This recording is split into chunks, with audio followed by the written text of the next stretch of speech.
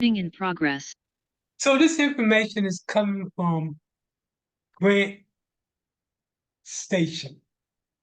Oh, The section that actually, can I ask real quick? So now that I have everything back on where it's supposed to be, can I go on that the soup check and get this? no, because they want you to upload your letter of determination. When you get that letter of determination, although they told you it's good to go, you still need that letter to officially go to TechSoup in order to get the Okay. software. Okay. Yeah, because that's Oh, one of the things they're going to ask you to do is to upload the letter. oh, okay.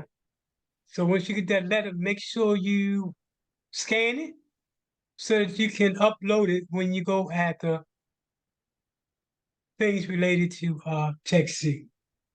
Okay. Okay, that being said, let's continue. So, what is a letter?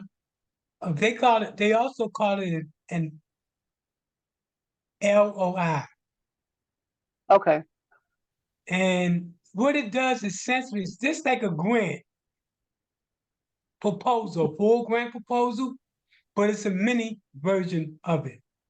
Hmm. So the LOI should summarize the project idea, usually no more than 3 or 5 pages, although some folks prefer to be 1 or 3 pages.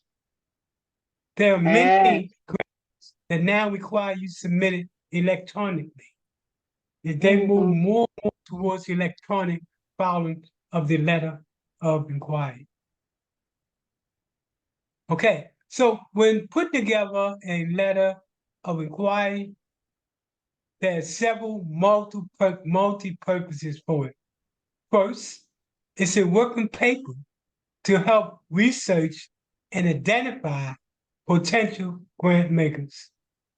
Second, it's helping that it's talking paper to help engage your staff, your board, and other possible partners. So it serves as a talking paper. Next, it also identify potential grant makers. And finally, it prepares you to write a full proposal. If the funders say, look, we like this, we want you to submit a full proposal. That's what gets you in the door. That's normally if you're going after a big grant. Normally, if you're going after a grant between, let's say 1,000 and 10,000, they don't have a full proposal because that is it. But let's say you was going Mhm. after funding about $100,000. So how do we develop a letter of intent? Well, it challenges you to demonstrate your commitment to pursuing your idea. It provides an opportunity for you to organize your thoughts and paper, and it identifies the information, commitment, and additional research necessary to create a winning proposal. The LOC, the LOI is a living document changing your project, and it changes as your project matures. Budget items will be added, so reference to the budget can be written in the LOI. The time frame also.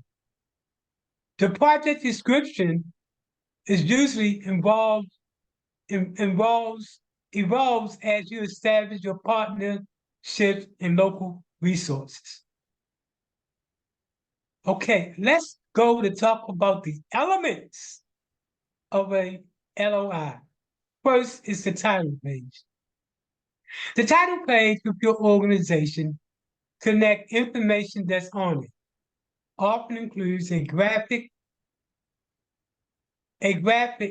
to, to engage the reader.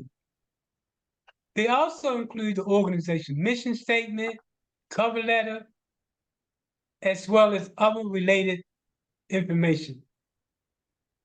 After the title letter is the introduction. and we're gonna go over each section separately. The introduction is the fairly short section, perhaps a page long.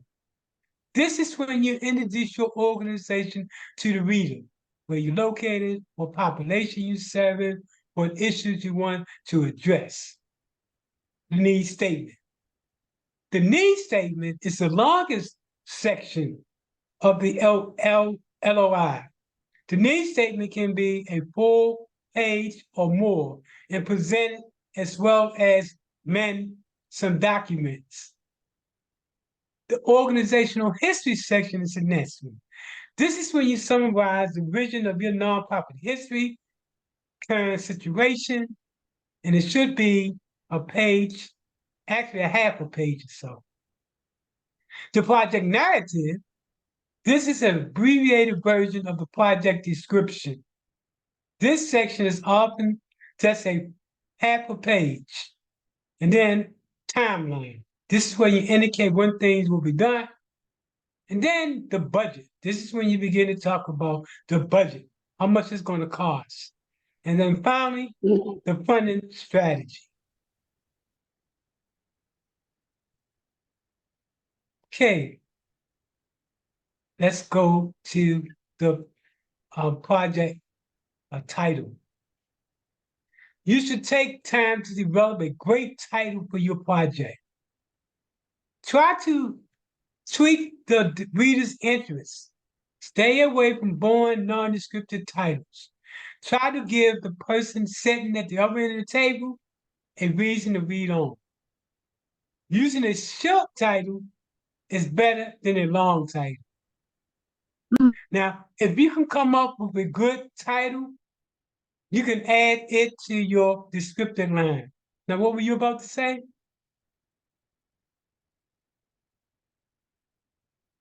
Were you about to say something?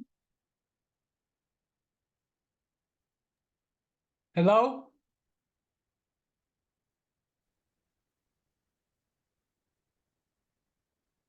Hello?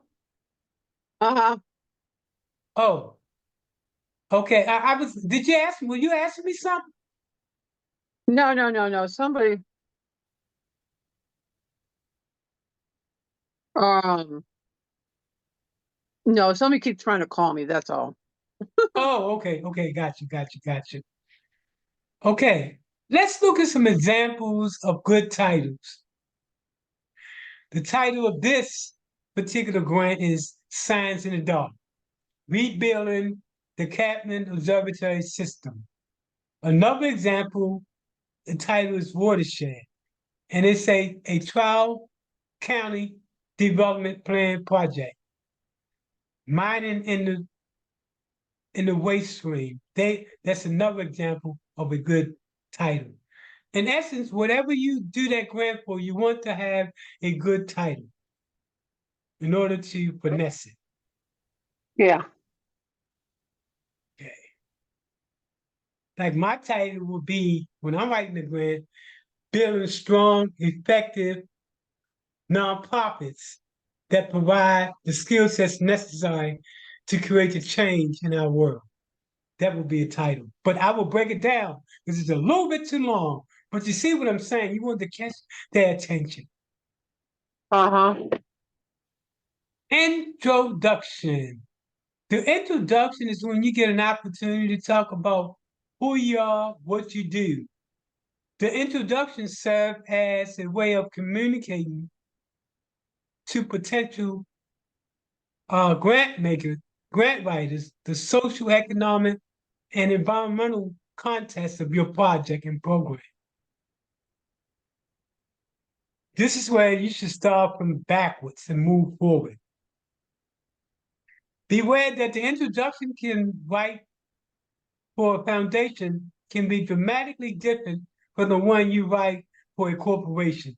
That means that when you're doing your letter of intent, you need to ask, is Uh-huh. this a foundation or a corporation? Because it differs depending upon what it is. Oh, okay. Because foundation interests are going to center around the clientele in the community you serve, as well as on the problem you need to face. That's what a foundation grant is going to Mhm. focus on. Let's see what else they have. Let's do some more. The Column. introduction is concise, contain information that your reader that gets your reader's attention and interest. It introduces subject matter. So here's the short rules that you should stick to. It should be short. It should describe the situation. For example, uh, disabled seniors in Hillsborough County face a Mhm. struggle every day because of lack of resources. It should be compelling. Study shows that with the proper resources, we can change the narrative, and it should be engaging. When you begin to talk about stories of people that have been helped by organizations. Okay. Now, I'm not going to go over this, but I'm going to send this to you. They're Okay. giving an example here of a short introduction. This organization is out of Alaska. See how they begin to talk about who they are, where they're located, and it's a short, concise paragraph as to what they're looking for. At the end, I'm going to also send you a sample letter Okay. of a LOI for you to use and combine with your letter, your first proposal that you sent me. Mhm. Okay. All right, let's move on. Now, the need statement. What is the need statement? Do you remember? Mm. The need statement is what you're trying to end.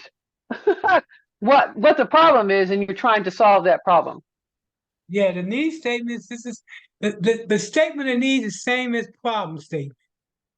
Yeah. And they throw you off by this because some grants are going to say need statement and other grants are going to say problem statement. But they mean the same. You're right. They talk about the need that you're trying to fulfill. So what should some of the components should be when you do your need statement? And we've done need statement. First, you should perform surveys. You should be able to cite statistics from articles and research. You should be able to quote community leaders who say it's a problem, experts in the field. You should be able to use case history. You should be able to describe the national need and focus in your area, and you should be able to state the needs in terms of one person as much as a village resident or a group member. Now, that being said, do you remember what are the two ways that you can get research for your needs statement? Is that the one with the qualitative and quantitative? Exactly. That's how you get the data to fulfill these things right here. Okay. Now they're just gonna go ahead and talk more about what we're going over. So I'm going to send you this for you to look at in terms of that example of a need statement. Okay, you can read all this at your leisure. Let's go up. Okay, let's go over to the next section.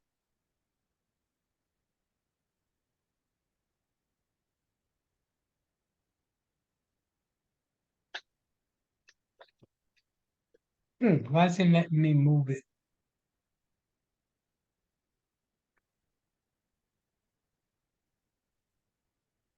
Organizational history, which is very important. This is when you begin to talk about the organizational history. You give a little bit of information about your board member. You give a little bit of information about what you've done thus far as an organization, and also basically what you want to do. So, and the So, need and so, the so my question is, so since I'm just getting started, I really haven't been because of COVID and, all this. now you actually been doing a lot of stuff. You've been calling people, asking questions about things. You've been doing research and grants. So all that stuff is part of the organizational history.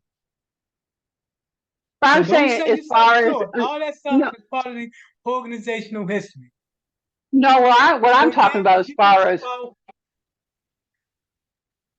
I actually working and doing and that, what I'm saying, that kind of stuff. Actually, that, what you're doing is actually that. Don't sell yourself short. You already talk about a partnership with a school or a nursing home. Or what was that group you say you're going to work with to try to get buses? oh yeah, we're going to partner with a church in Tampa. Okay, that's what I'm talking about. Don't not sell yourself short. All of that stuff Okay. counts. I'll sit down with you one day. You're gonna be surprised. I'm gonna pull out so much information that you've done already. So never sell yourself short. Okay. So, and this is where you also talk about the organization purpose and goals. You know that already. You describe the program and activities you want to pursue. You describe who your clients are. You provide evidence of accomplishments. That's when you begin to talk about, I have a 501c3, I'm taking grant development class. All that stuff is part of the organizational history. You'll be surprised. You've done a lot. You just have to put it down to paper. Okay, so let's continue on. When you get this, you can review this example, this organization, as they begin to talk about that organizational history. Project narrative. This is very important because your project narrative is the same as what they call your program narrative is the same as your implementation strategy. So what does it consist of? Well, it consists of your goals. For example, when you talk about your goals, you want to talk about how do you increase the participants how do you increase the participants of youth age and things of that nature? This is an example that they're using.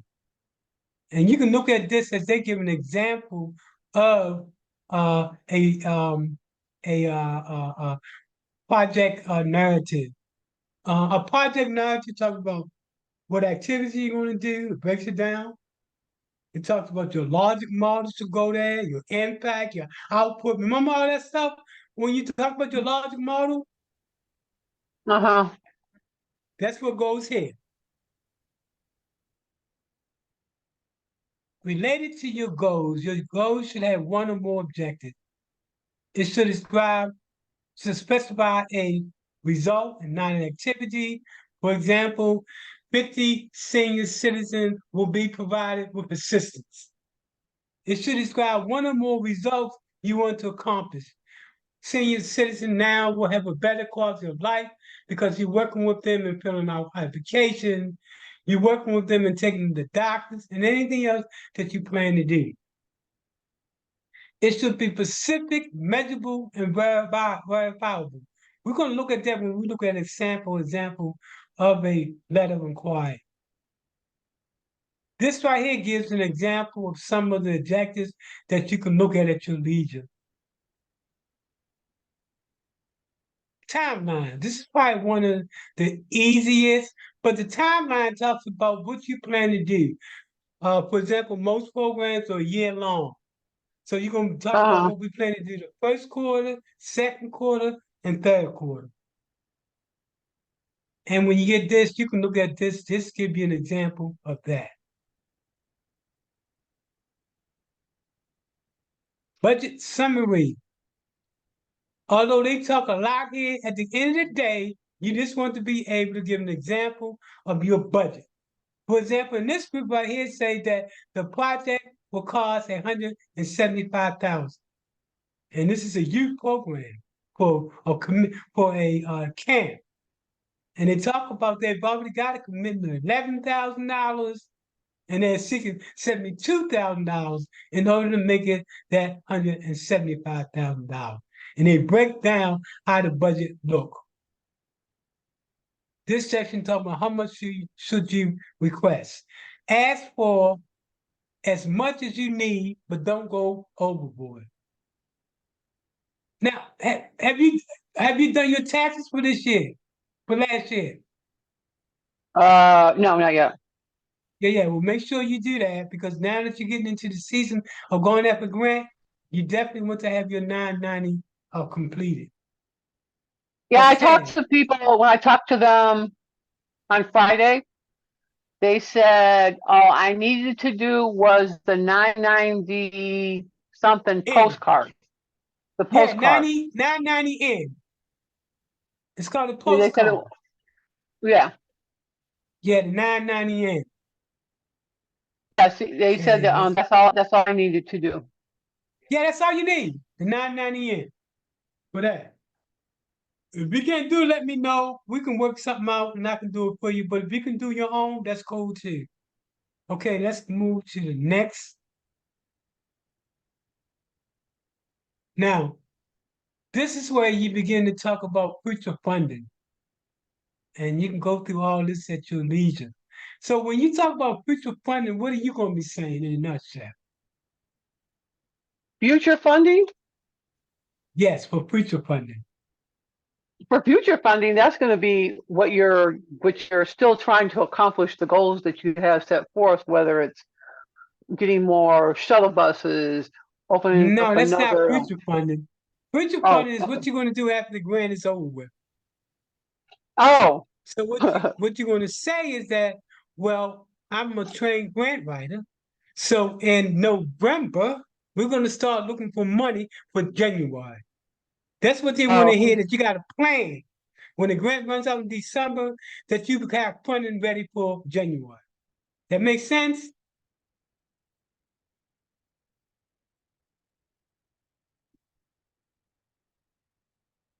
So that's how you're going to handle that.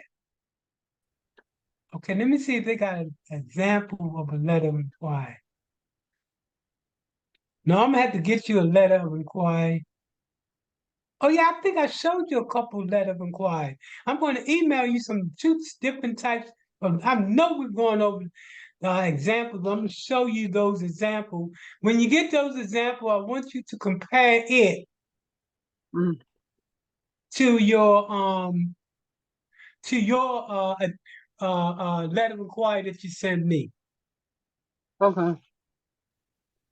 Okay, that being said, tell me about the information. You say you sent me some information related to a grant. What was that you sent me? There was a Let couple me of get them, some. but actually what I did was the names of those grants. I went on Google and actually looked up those people, and then I found the website and how to apply for the grants was on there. Okay, good, That's good, all I sent. excellent, good. Now, in one class, especially when you get that letter from them, we want to start to go individually and go to the foundation and break down what other people have submitted to them, so we can use that as samples Okay. when you begin to write to them for your particular proposal. So that's really good. Now, notice my membership runs out on May the 22nd, Uh-huh. 2024. I definitely will be, because I renew it every year. Oh, So around April or something like that, that's when I renew it for the next year. But this right here, let's look at some of the things you can do with this grant station. so I just have I have one question that I really need to have Ask all the answered. questions you want. So The my floor is question is, open. okay, so the question is, um, do I have to I cannot use my home address. I know you were saying at one point that some of that stuff was laxed because of COVID and people with addresses, I cannot apply for grant from Yeah, using you my home can. address. You can, because the reason why you're saying is that you're working out of home because you are contemplating getting your own office. But everybody Oh, start at home until they build it out. okay. So I Yeah. can use my home address to start Oh, with. yeah, I use my home address all the time. Yeah, you Okay. can use your home address because what you're saying is you plan to build out to get your own office. Okay. So everybody start with your So, home address. The fact that you say you're just getting started, they're gonna know, well, if you're just getting started, most time you're gonna start from the house. Although you're okay. still So, doing the work as if you had the office, you still starting, you still meeting with people, you still looking at partners. All that stuff is being done out of. yeah. Okay. You just don't have the expense of rent. Now, what was that again? I said you just don't have the expense of the rent of a building. Well, yeah, because what you want to do is if you use your kitchen while you're doing this, that's gonna be your rent. One third of your house that you pay for rent is gonna be what you pay for rent. Yeah. Like me, what I do, I use my living room.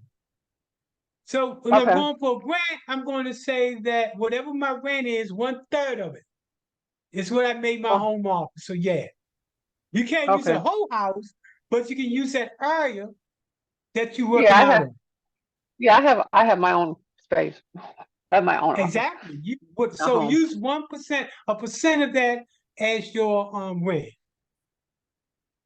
So the other question I have, because I'm not going to dispute somebody when they say something because I don't really know 100% the answer is.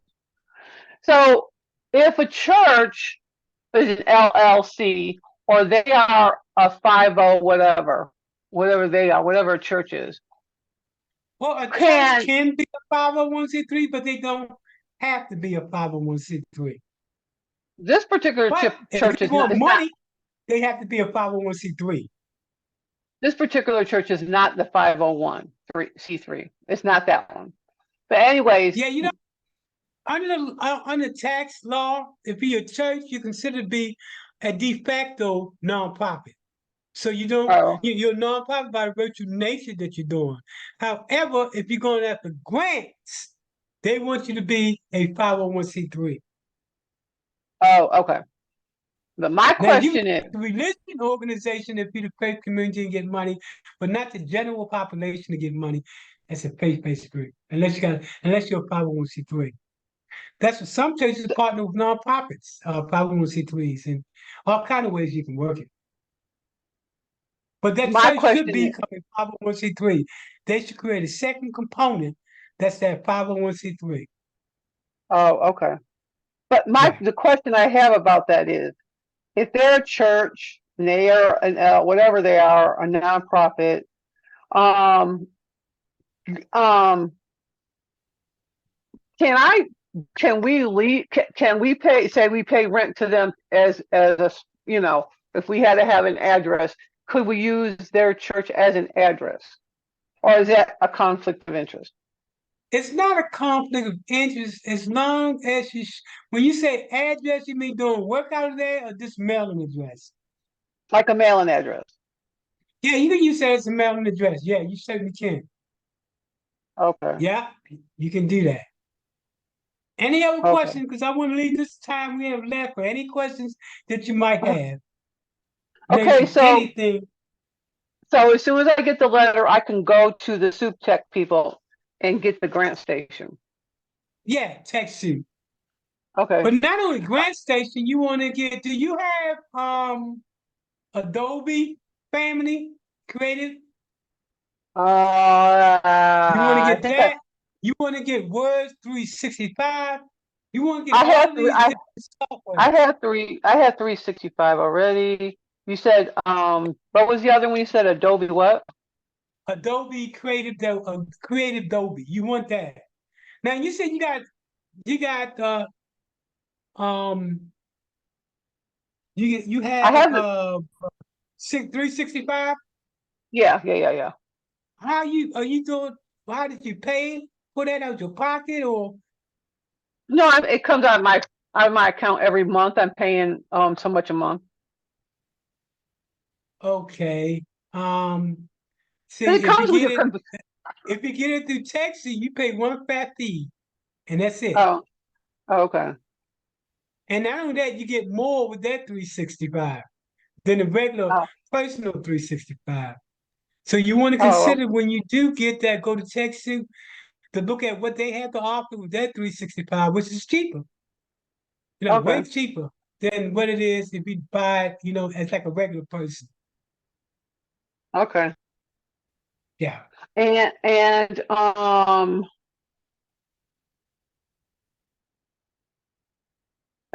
so I need a grant station. And what is there any other ones that have grants that I need to, or is this the biggest one or the best one to do? But this is the only one that they offer on TechSoup. Oh, okay. Now, they do have the Foundation Center, but the Foundation Center was like $1,200 a year. Well, it's okay. So Grant Station gets you the same thing. Oh, okay. Now, And once you're what up and about, running, then you can go for a grant and you can get Foundation Center. But right yeah, now, Grant Station is what you want to do because it's cheaper. yeah. The next question is, to get can do I have to wait on my letter, or can I go ahead and submit my, exemption thing through the state of Florida? No, you have to wait until you get your letter. Because, again, everybody's going to ask you to attach that letter. Okay, okay, Now, once you get that letter, then you can submit for the state tax exemption. okay, okay. So everything is contingent upon you getting that letter. And as it says, it's done, so it should be in the mail. Should be shortly getting that letter. Yeah. So I do have a question, because I'm trying to just, I don't even know if you can really give me a good answer, or, whatever answer, but um, roughly how long do you think it will take to be able to get some grants? How long do you think it'll Well, take? yeah, first you have to start off with small grants, Yeah. and then you build on those grants. Because everybody, especially when it comes to big grants, is asking, have you ever used anybody else's money? And the only people that Uh-huh. you're gonna be trusted with is people that's giving like small grants, like 1,000, 2,000, 4,000, and you're gonna build on that. Yeah. Oh, But at and some that's point, fine. you'll be Yeah. able to Yeah. build out. You'll be able to build out. Yeah. And that's fine. I don't have no problem going after the smaller. And I'm not trying to go after no darn federal government. I mean, no, I'm not trying to Yeah, go after yeah. none of that stuff yet. Right, right, right. Yeah, it's smart to go after the small one, build on that. So you got the grant, you made all your deliverable plus some.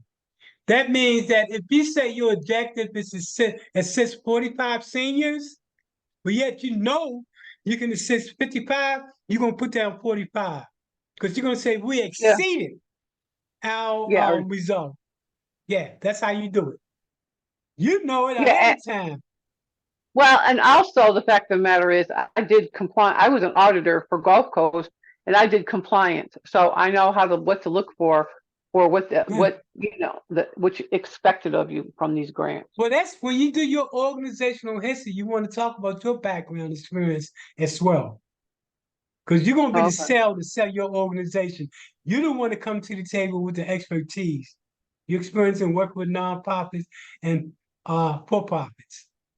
No. That's where that's gonna come into play when it get to the organizational history. That's why I was saying to you, you got a lot of organizational history, you just don't know. You're gonna be able to fill Well, out 2, 3 pages when it I don't comes to that. even. I've never actually, honestly, I've never worked for a profit. I've always worked for a nonprofit. With nonprofit then, yeah, That's all that's I've even worked for. better because I've never worked for a profit before.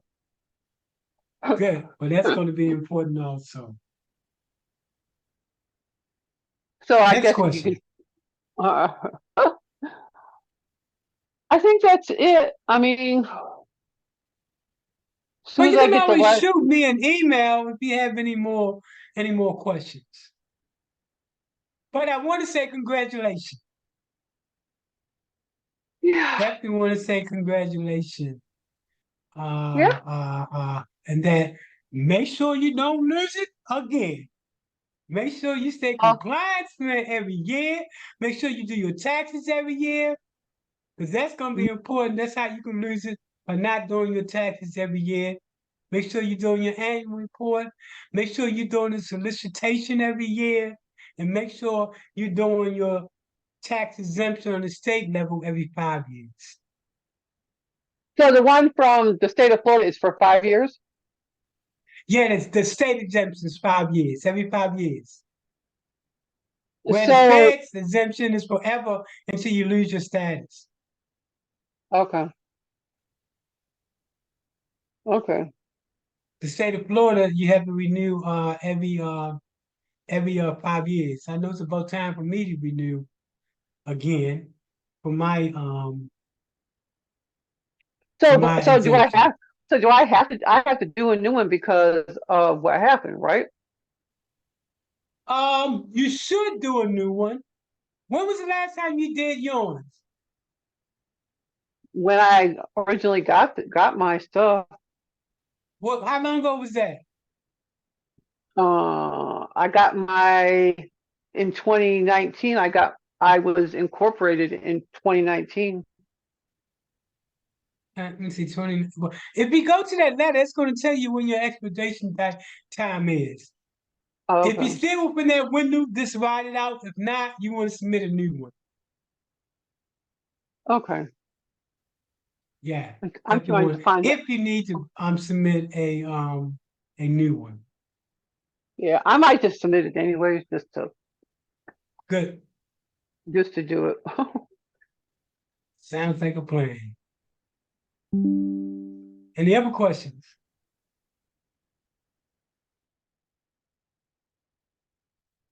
So 2024 is going to be your year to hustle, hustle, hustle. Definitely. Now you definitely want to do a web page at some point as well. Sick place. You want to go on Facebook and you want to do your business plan, and they're going to ask you to submit your 501c3. And when you do that, people can actually, you know, send money directly to you Where when do you you get go to on that stage. Facebook? Okay, so when do you where do you go on Facebook for that?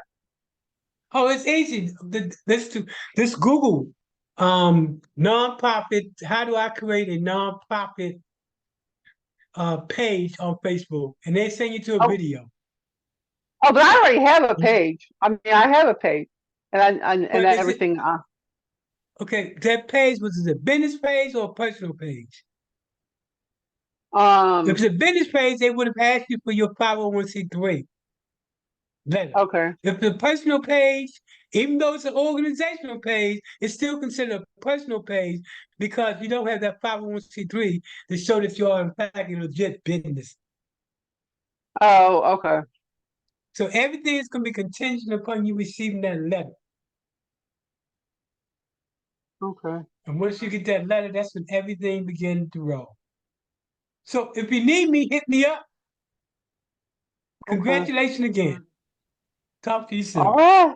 All All right. All right. Bye bye. right. Okay.